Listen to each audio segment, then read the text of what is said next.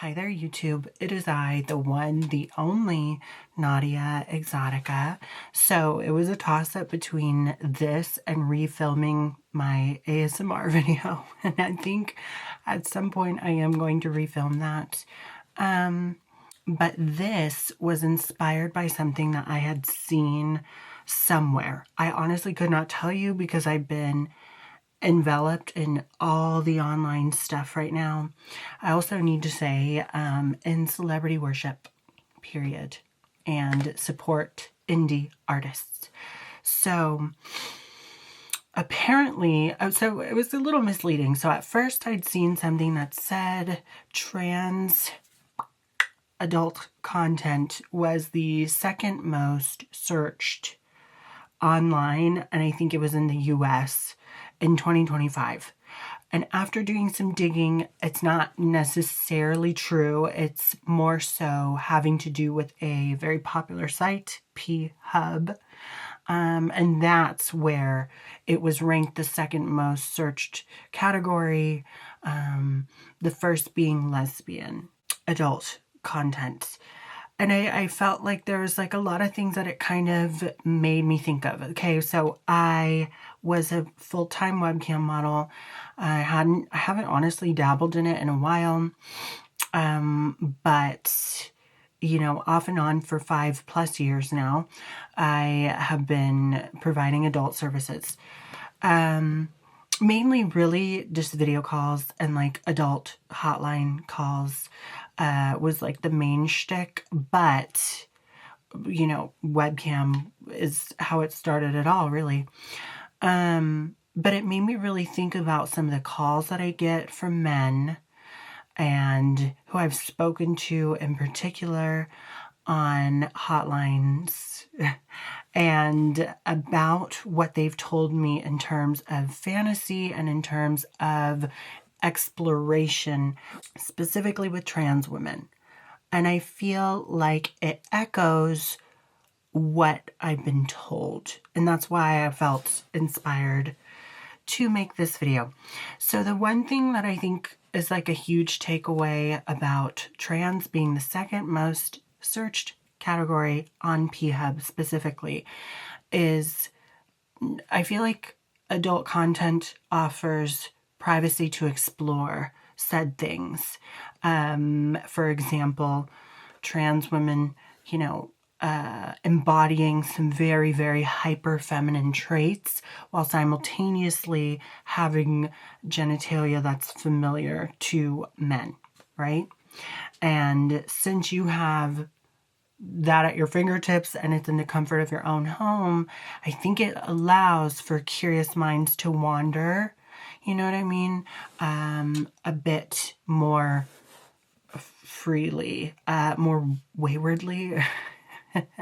And honestly, I think what's very tantalizing about it is that a man can explore without fully redefining his sexuality, you know, especially when it comes to adult videos. I think the fact that that is such a tantalizing thing is pretty much the sole reason why we see those numbers rise, right? In terms of search terms, as far as categories go. And I mean, I don't know, oftentimes when it comes to like sensual things, you kind of see desire expanding more before identity language catches up. You know what I mean? Like before the labeling. But a lot of what I hear from men specifically is, well, first of all, the first thing out of their mouths usually is like, this is my first time. And it's not necessarily their first time. Or, you know, as far as even calls go, oh, I've never talked to a trans woman. Like they feel the need to lie about that. I'm not saying that every single person who said that is a liar, but that is kind of oftentimes people's initial verbiage to me. And honestly, I just kind of find it interesting because there's a lot of like justified language that they use. You know what I mean? It's always backed up with, oh, well, you know, one time I was watching this video and yada, yada, yada. It's always that. And I think that also echoes levels of shame, right? Just like feeling a bit shameful. But then once they are unraveled in whatever experience I provide for them, I honestly feel like they do gain a bit of insight and like, again, just have that kind of level of fantasy and exploration. Whether, again, it be over the phone or on video. Basically, the key point I'm trying to make here is that the shame or the level of taboo behind it is the driving force for curiosity and exploration for some people. I personally never ask for labels because I genuinely do not care. But I think it is very interesting, overlapping qualities. I don't know. All in all, it's just a really erotic thing. And I really don't think, like, okay, while it may showcase that, fantasy is a bit more fluid and, maybe sexuality is more on like a gradient scale, I don't see it exceeding anything other than fantasy. You know what I mean? They have the luxury of exploring something very discreetly, and that's really it.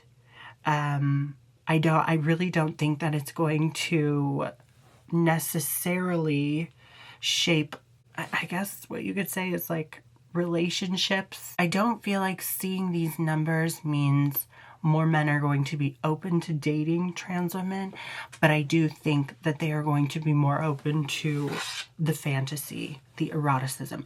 And this raises the point that I always make, is that you should always be charging. If you are going to be seen as a sexual, sensual object, you should always be getting something further out of it. And to the men who do, choose to partake in that element of fantasy, especially who call me, who do video chats with me, I just don't feel like, a lot of the times they don't realize that just like fantasy doesn't necessarily mean identity. Like, you can get your rocks off to a T-girl and then have your straight life. You know what I mean? And I think I've talked about this before, where some men think that the moment that they're with a trans woman, it's done. Like, it's done for them, and that it's this permanent thing. It's just like, it changes them forever. In all actuality, I've had multiple men, be it intimately or relationship-wise, who do end up dating biological women after me. It's not like this big thing. I don't know. They just tend to think that fantasy equals identity, when in fact it does not. It really does not. Because they turn off that video and live their heterosexual lives. And it is what it is. You know what I mean? In my opinion, it really doesn't equate to dating preferences changing or relationship preferences changing just because more men are consuming T-girl videos, But then I don't know. I mean, on another level too, I don't know. It's very complex, and I think a lot goes into first of all, what it really means or what it equates to, but also the experiences of either party, right? Be it the service provider or the man consuming it or dabbling in it. But from my experience being a PSO, which is a phone sex operator, and a cam girl, fantasy settings are not really about lifestyle necessarily, and more so just escapism. Does that make sense? Like, I feel like it really, like, seeing this article, this excerpt or whatever, really solidifies what I'd experienced in the past 5, almost 6 years being online and entertaining men and adult spaces, you know? And I think I just found it very interesting.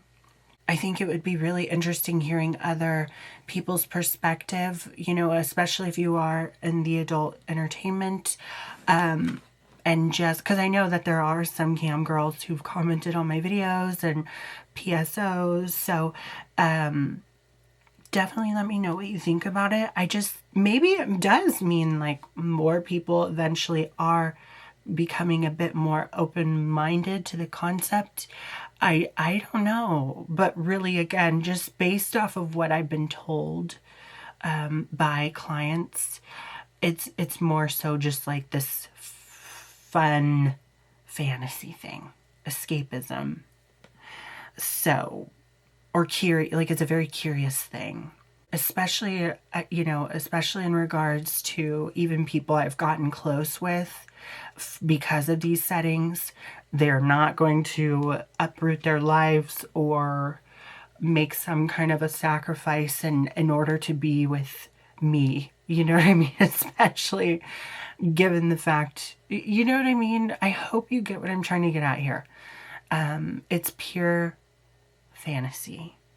It's pure eroticism. It's just to get their rocks off and bust their nuts, and that's it. So, I don't know. Let me know what you think. And especially now that I'm not really in the scene as much. I mean, of course, there's still people I do video calls for, but I haven't really been on webcam and had like a successful night of like a long stream in months now. And as far as phone calls go, those do come in. Not nearly as frequently as before, but the running theme remains the same, right? That it's a transaction. So anyways, I don't know. Do with that what you will. And leave feedback. I don't know. Let me know what you think. I find it very fascinating. And yeah. People might get pissy, and often they really do, when I say charge. You should be charging. If you're going to be treated like an object of promiscuity, you should be getting something in addition to out of it. You know what I mean? Anyways, you guys, I hope you enjoyed this video. If you have any questions, comments, concerns, or video requests, feel free to email me. My email is naudiaexotica@gmail.com. Follow on my links at naudiaexotica.com. Don't forget to read my blog. There is a new blog post at naudiascuriotrove.com. That's naudiascuriotrove.com. Become a member today by clicking the first link in the description box. You get access to exclusive videos and member emojis, and shop Bohemian Chic at thebirdsnestbotanica.com. That's the Bird's Nest Botanica, BOTANICA.com. And until the next video, you guys, you will be hearing from me very soon.